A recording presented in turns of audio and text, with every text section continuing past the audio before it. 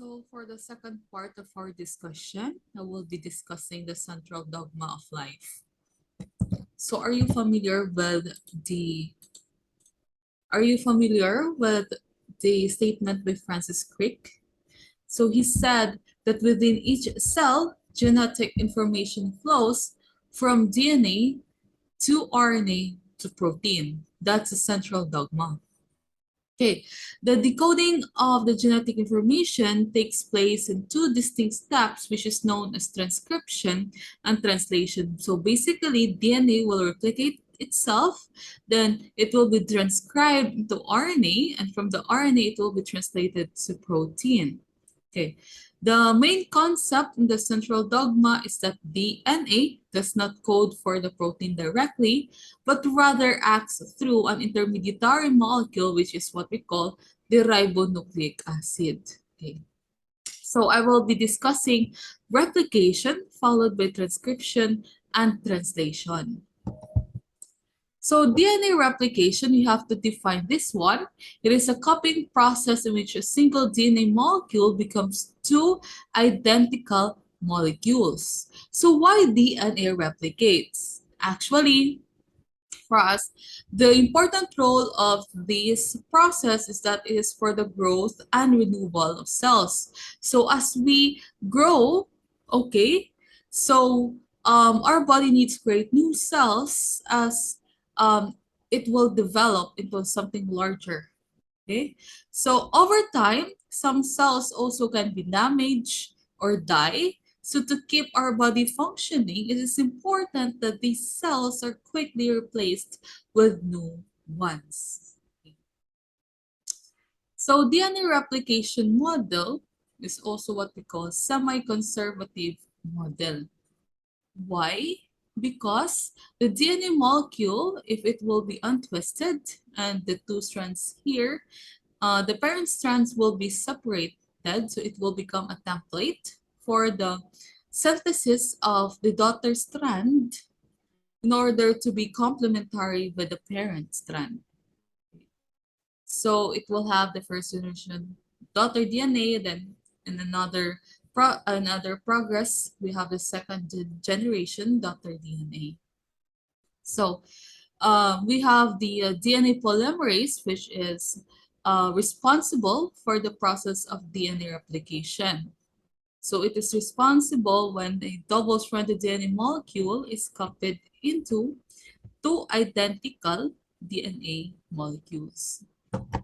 So for the basic steps and enzymes involved, we have first the DNA unwinding. So the DNA unwinding here requires helicases. So it is catalyzed by helicases as well as single-stranded binding proteins or SSB. This SSB here will coat the strands of DNA which is near the replication fork, keeping them from coming back together into double helix. We also have toposisomerases which will assist the DNA B protein in unwinding the helix. Second step, we have the primer synthesis, which is being catalyzes. I know this process is catalyzed by the primase, which is the formation of short RNA segments, which we call it primers. We also have primosome, which is composed of primase plus other auxiliary proteins. Third process of the DNA synthesis, which is catalyzed by the DNA polymerase, also the DNA polymerase 3 hollow enzyme, as well as replisome, which is a DNA replicating machine. Then there will be the joining of DNA fragments by Okazaki, or also called Okazaki fragments by DNA ligase, and of the supercoiling control, which is being um, functioned by the type 1 and type 2 topoisomerases. So type 1 will alter the supercoiling by producing transient single-strand breaks, and type 2 will produce transient double-strand breaks. So I will further discuss it in the next slide. Here you can see. So here, by the unwinding of DNA, which is catalyzed by helicases, which is present here in the replication fork. Then the SSB will stabilize these single strand regions. And the RNA primase, which is the primer synthesis step, okay, using the primosome will initiate a new strand synthesis. Okay, so the DNA synthesis started with this DNA polymerase, which is uh, elongates the precursor fragments here in lagging strand as well here in the leading strand. Okay, so the DNA ligase will join the precursor fragment on the lagging strand, so elongating this one. So after that, we have the supercoiling control. The one who control it will have the topoisomerases here in this portion. So next, DNA replication also have this process which is the replication initiation, the elongation, as well as termination. So in the replication initiation, it is for preparing the double helix for complementary base pairing. Okay, so there will be formation of a bubble. You can see it here, which corresponds to local unwinding of the DNA helix at the origin of replication. Okay. The for me the I mean the replication fork here can be seen at this side, this portion, this one. Okay, so these are the points in which the parental DNA is unwound. Okay, and the new DNA here will be synthesized. So again, I have already discussed some of the enzymes with topoisomerases as well as SSB. Another, we have the DNA A protein, which is which binds within this origin of replication. So forming a complex which causes the melting of a DNA duplex here, creating a replication bubble. We have the DNA B protein, which is uses a helicase that unwinds the helix, and DNA C protein will form a complex with DNA B protein. Okay. So DNA elongation is actually connecting the correct sequence of nucleotides into a continuous new strand of DNA. So it has in the replication forks, it has, we call it leading strand, and we have the lagging strand. So leading strands proceeds continuously in a 3' to 5' direction. This actually requires a single RNA primer for the DNA polymerase to initiate the DNA loop, while lagging strand requires this continuous 5' to 3' synthesis through the Okazaki fragments. So it also requires multiple RNA primers for the DNA polymerase to initiate the synthesis of these fragments. So after elongation, we will have the replication termination. So here the replication ends when the replication forks will meet at the termination site, or we call it ter region, which is composed of a pair of 20 base pair inverted repeated ter sequences. So this is separated by 20 base pair segments. Okay, so it will prevent further progression of the replication fork, having an end result which is a single double-stranded molecule which becomes replicated in two copies with identical sequence, as you can see here in this picture. So the blue one is a parental DNA, the red one is a daughter strand, so there will be two DNA strands. After replication, okay, the DNA will undergo the transcription. But before that, okay, we will discuss another topic, which is the editing function of DNA replication. Basically, it is an exonuclease activity that breaks the what we call the phosphodiester bonds in the sugar phosphate backbone of the nucleic acid chain.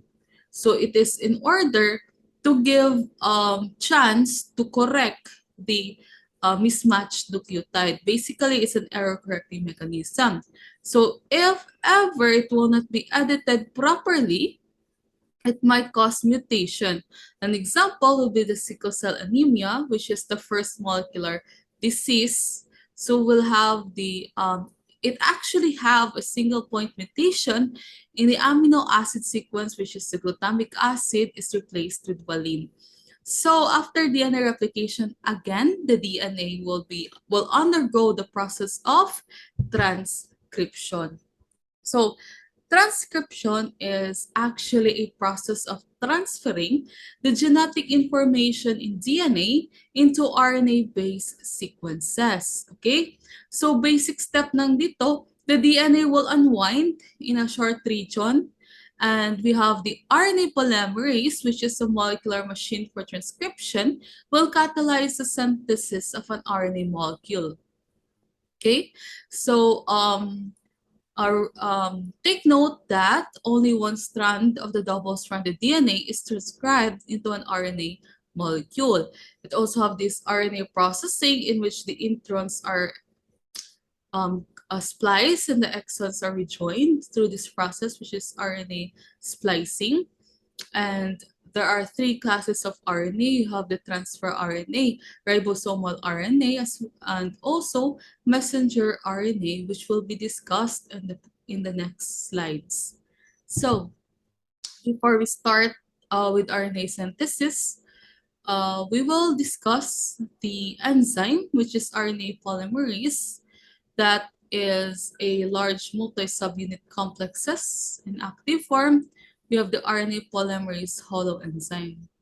Okay, so it has a three types. You have RNA polymerase 1, which is for the production of transcripts that will become a ribosomal RNA. So its promoter regions include the transcription start site. Two, we have the RNA polymerase 2, which is our workhorse polymerase responsible for transcribing all protein coding genes and the small nuclear RNAs used in RNA processing. Its promoter is actually located near the transcription site but upstream. When I say upstream, it will be in the 5' side, okay? So actually another function for this is that it will guide the DNA template into the active site. And lastly, we have the RNA polymerase 3, which is used in transcribing all tRNA genes and the 5S component of the ribosomal RNA. So its promoter is actually located near the transcription start site, just the same with 2, however, in the 3' side.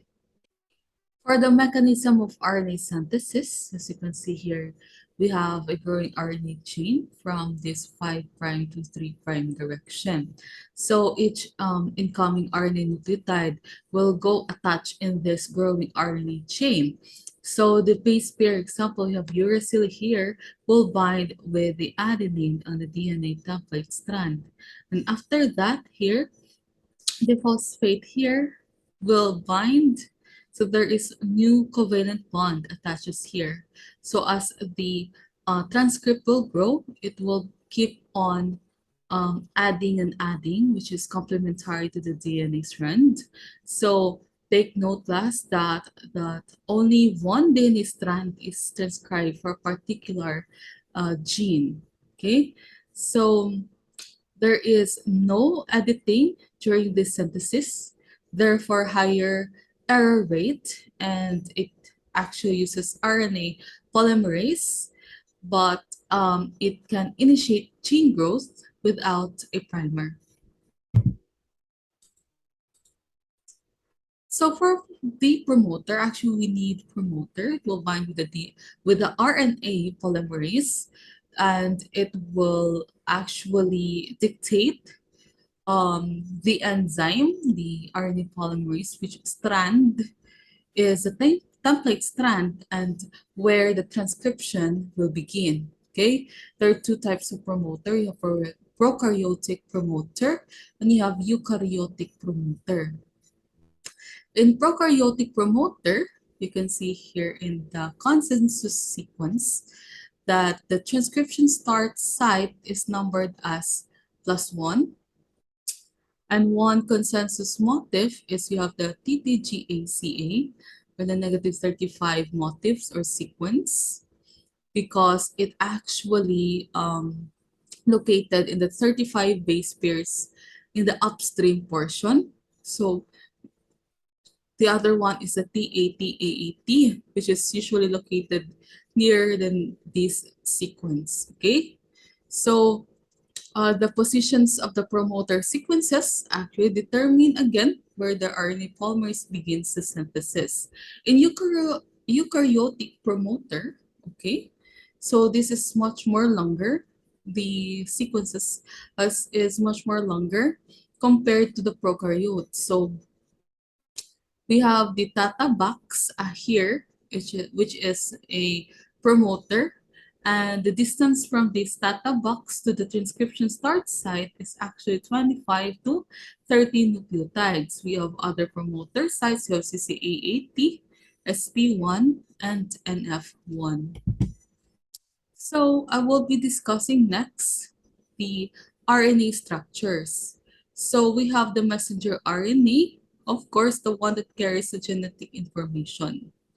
Okay. So at the structure of this is actually a single-stranded nucleic acid. So you can see it here.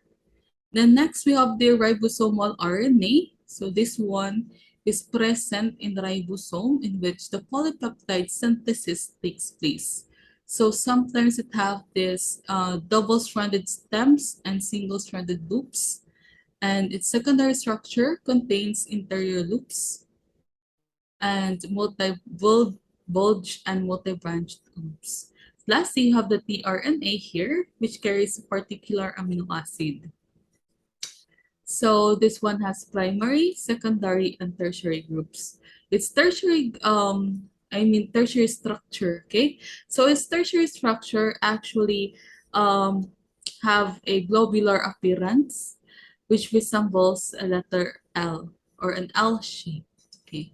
So after that, the transcription actually with the same with the DNA replication have initiation, elongation, and termination steps. So here, in transcription initiation, the RNA polymerase binds to the promoter. So this is your RNA polymerase. It will bind to the promoter and it will start to unwind the DNA strands. Okay. So first, this RNA polymerase will come to contact with you have the sequences of the promoter, and it will bind with the DNA. Okay, so if it's still in the standard double helix form, it is called the closed promoter complex. But if it is untwisted, it is called the open promoter complex. Next, the initiation site will also bind the ATPs or the adenosine triphosphates and the guanosine diphosphates. So the first ribonucleotide should be actually purine, meaning it's either adenine or guanine. Okay. So next, for the elongation portion, the RNA polymerase will move along here. This one will move along the DNA template from 3 to 5 prime, and produces RNA transcripts by adding nucleotides to the 3 prime end of the growing DNA. So as you can see it here, so there are two types of transcription termination. You have the RHO factor independent termination, and the second one is RHO dependent termination. So in the intrinsic termination, the signal for this transcription termination depends only on the nucleotide sequence in the DNA template, meaning the transcription will stop when the polymerase encounters a sequence of nucleotides that is in the form of a hairpin loop. So at the end of this, there will be dissociation of the DNA template. They also have the RNA polymerase, and this is the RNA. So for the next, we have the RH factor dependent termination.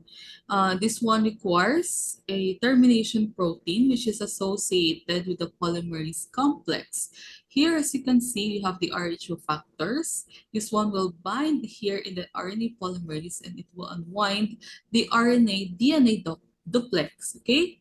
So at the end, it will have the release of the DNA template, the RNA, as well the RNA polymerase.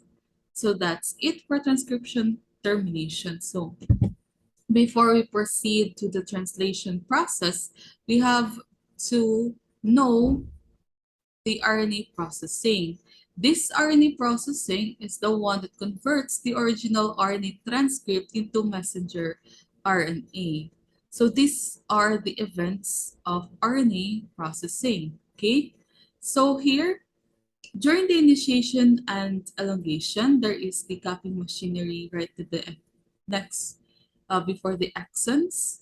And there will be splicing machinery here between the exon and the introns, as well as here in this place. Okay, so in the termination process, the introns are not spliced in the same order as the transcribed, and splicing recruits protein to exon junctions.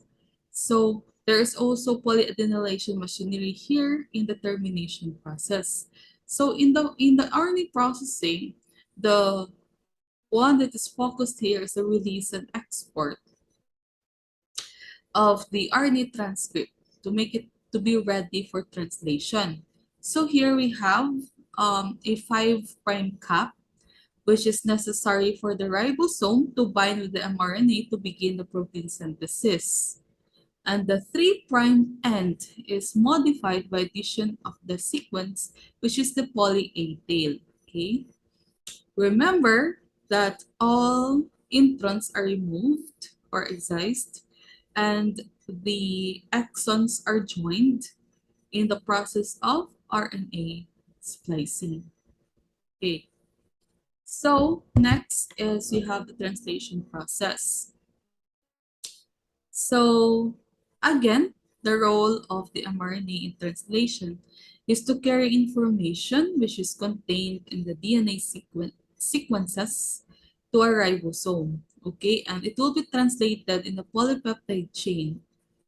So translation is actually mediated by tRNA or the transfer RNA molecules, each of which can base pair with the 3 adjacent bases in the mRNA. As you can see here. Okay. So the mRNA here is translated codon by codon using these transfer RNA molecules. So here is the amino acid to be added to the polypeptide chains. So next, we have the genetic code. It forms genetic codes. And these are the characteristics of a genetic code. First, the code is a triplet code. To say triplet code, each mRNA codon specify an amino acid in a polypeptide chain consists of 3 nucleotides. Example, you have UCU serine, UUU phenylalanine. The code is non-overlapping. That's the second characteristics. It means that the mRNA is read in successive group of 3 nucleotides. Okay? Next. So hindi siya apat, hindi dalawa. It's just 3 nucleotides. Next, the code is comma-free, meaning it is continuous. The mRNA is read continuously without skipping any nucleotide of the message. Next, lastly, the next one will be the code is degenerate. When you say degenerate, it means that more than one triplet can code for the same amino acid. Example here, the CUU, the CUC, the 4 of these, the one codes for leucine. The 2 UUC codes for phenylalanine. However, there are 2 exceptions for this. You have the AUG that codes alone for methionine, and you have the UGG that codes only tryptophan. Okay? Next, the code is almost universal. When say universal, almost all organisms share the same genetic language. Itong genetic code. Next, you have, lastly, the code has start and stop signals. So start signal will be AUG, the one that codes for methionine. That is our start codon for protein synthesis. The other three will have the UAG, UAA, and UGA. So this one does not specify an amino acid. This is just for their function, which is to stop the protein synthesis. That's why they're called stop codons or nonsense codons or chain terminating codons. So there are four steps in protein synthesis. First, we have the amino acid activation. Next, of course, the initiation, elongation, as well as termination. In amino acid activation, it is actually catalyzed by the amino acid tRNA synthetase. So this enzyme. So this enzyme will be the pattern in which the amino acid and the ATP binds into. Okay. So after that, there will be formation of amino acid AMP intermediate here. So after that, the uncharged tRNA will bind to this enzyme, forming a amino acid tRNA. Yes, enzyme.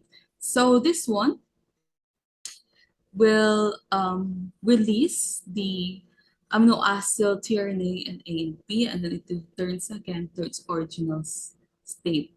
So that is the amino acid activation process.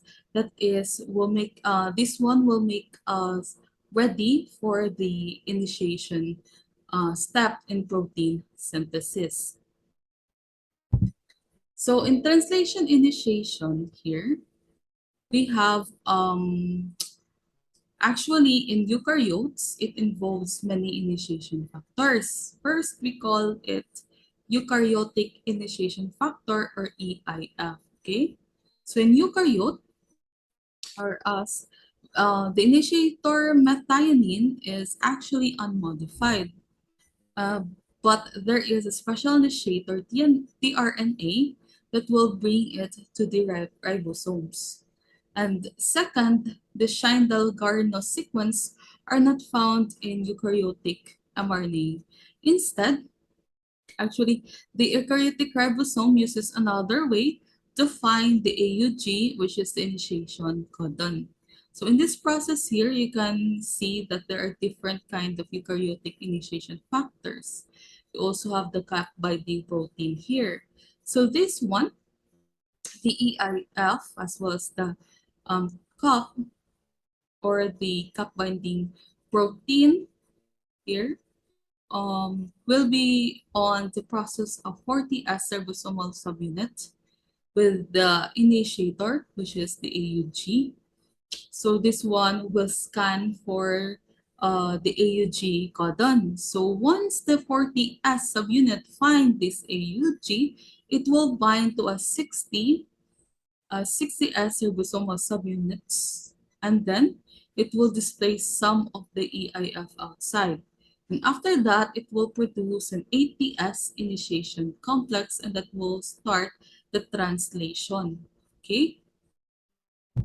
So next, after that, we have the elongation process. So here, let's focus here in letter A.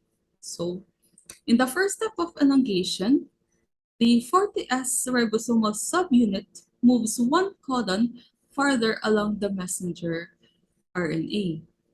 And the charge transfer RNA corresponding to the new codon is bought here on the A site on the 60S subunit. Okay. So after that, we'll have the next step here. The 60S subunit swings forward to catch up with the 40S subunit. So at the same time, as it moves forward, um, the transfer RNAs are placed on the E and P sites. So you can observe it here from A A site. So as it swings forward, it will be transferred to the phenylalanine here was transferred here in the P site, and the methionine here will be transferred in the E site. Okay, so once the elongation is now completed, the entire procedure is repeated to the next codon. We'll repeat and repeat. Again, the 40S subunit shift one codon to the right. So the next amino, amino acylated tRNA here is glutamic acid. So it is brought into the A site here, and the new peptide bond is formed between the carboxyl group of the phenylalanine and the glutamic acid here. So again, the large subunit, the 60S, will swing forward at the same point. The glutamic acid will be placed here in the P site. The phenylalanine will be placed here on the E site, and there will be the uncharged tRNAs ejected from the E site and making a chain starting from methionine, and it will repeat and repeat and repeat again until it will become a long polypeptide chain. So after elongation, we have the translation termination. Of course, this one is simple if compared in the initiation and elongation process. Okay, so here, when a stop codon is encountered, the tRNA holding the polypeptide remains in the P site. Here, you see, as you can see it here, and a release factor will bind here in the ribosome. Okay, there will be a GTP hydrolysis, so it actually provides energy to cleave the polypeptide from the tRNA, and it will eject the release factor. So this one will be ejected. So after that, there is the dissociation of the large subunit and small subunit. This is the finished polypeptide chain. Okay, so these subunits actually can be recycled back to translate another mRNA chain. Okay, so that's it for this discussion. Thank you very much for listening. Have a good day ahead.